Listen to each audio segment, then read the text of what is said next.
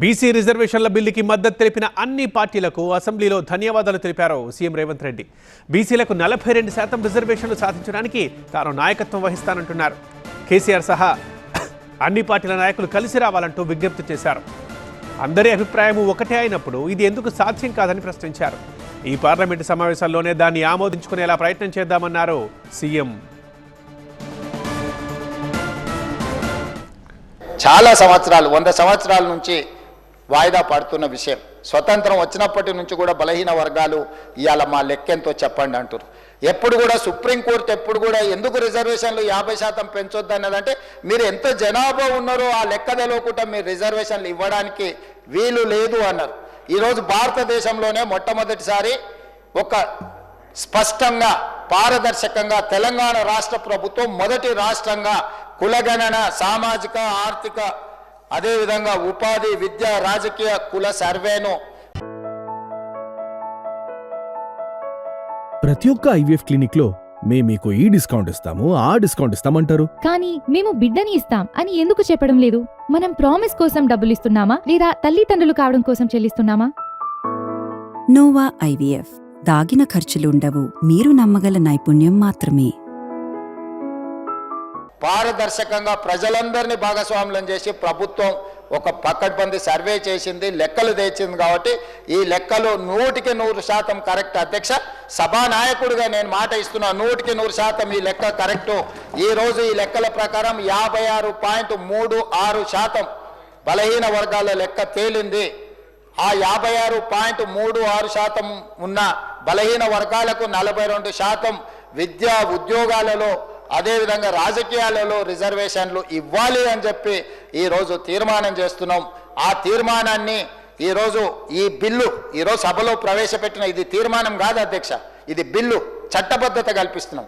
గతంలోనే మనము తీర్మానం చేసుకున్నాం, రెజల్యూషన్స్ పాస్ చేసి పంపించినాం గవర్నమెంట్ ఆఫ్ ఇండియాకు, ప్రైమ్ మినిస్టర్కు. ఇప్పుడు చట్టం చేసినాం. గతంలో కూడా 2017లో గత ప్రభుత్వం 37% బలహీన వర్గాల రిజర్వేషన్ల కోసం 37% రిజర్వేషన్లు పెంచండి అని చట్టం చేసిండ్రు. ఆ చట్టం గవర్నర్ గారు ప్రెసిడెంట్ అసెంట్ కోసం పంపించారు. అది అక్కడ పెండింగ్ ఉన్నప్పుడు ఇంకొక చట్టాన్ని మనం చేసినప్పుడు కొంత న్యాయపరమైన చిక్కులు ఉంటాయి కాబట్టి వాటిని ఉపసంహరించుకొని కొత్త ప్రతిపాదన మనం తీసుకొచ్చినాం. ఈ ప్రతిపాదన ప్రకారం మనం రిజర్వేషన్లు పెంచుకోవాలి. ఇప్పుడు అక్కడ పార్లమెంటు కూడా సమావేశాలు జరుగుతున్నాయి కాబట్టి పార్లమెంట్లో దీన్ని ఆమోదింపజేసుకోవాల్సిన బాధ్యత ఈ సభలో ఉన్న సభ్యులందరికీ, ఈ రాష్ట్రంలో ఉన్న రాజకీయ పార్టీలకు అన్నిటికీ కూడా ఉన్నది. తప్పకుండా దీన్ని సాధించుకుందాం. సాధించుకునే వరకు దీన్ని విశ్రమించేది లేదు. సాధించడానికి అవసరమైన నాయకత్వాన్ని వహించడానికి మేము సిద్ధంగా ఉన్నాం. కామారెడ్డి తీర్మానానికి మేము కట్టుబడి ఉన్నాం. మిగతా విషయాలు మిత్రులు చాలామంది చాలా అంశాలు లేవనెత్తిన, ముఖ్యంగా పాయలశంకర్ గారు చాలా విషయాలు, వారి ఆవేదన, వారి ఆలోచన, అదేవిధంగా హరీష్ రావు గారు, గంగ్ల కమలాకర్ గారు వివిధ అంశాలను, అదేవిధంగా అక్బరుద్దీన్ ఓవైసీ గారు కూడా చాలా విషయాలను ప్రస్తావించింది. ఏ విధంగా బలహీన వర్గాలను బలోపేతం చేయాలనో, వీళ్ళు బలహీన పాలితులు కాదు పాలకులుగా వీళ్ళని ఎట్లా మార్చాలని వాళ్ళు సూచనలు చేసిండ్రో తప్పకుండా ఆ కార్యాచరణ ముందుకు వెళ్దాం.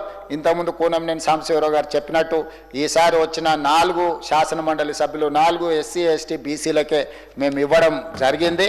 వీళ్ళ ఎక్కడో ఒక దగ్గర మొదలవ్వాలి, దాన్ని ముందుకు తీసుకెళ్తున్నాం.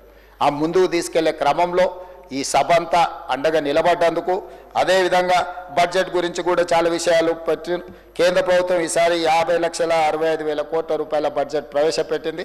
ఇందులో మా పాయల శంకర్ గారికి మోడీ గారి దగ్గర మంచి ఇన్ఫ్లుయెన్స్ ఉన్నది. వారు దీంట్లో 56% బలైన వర్గాలకు ఈ 50,65,000 కోట్ల బడ్జెట్ ఈ సంవత్సరం ఏదైతుందో అందులో కేటాయించేటట్టు పాయల శంకర్ గారు ప్రయత్నం చేయాలి.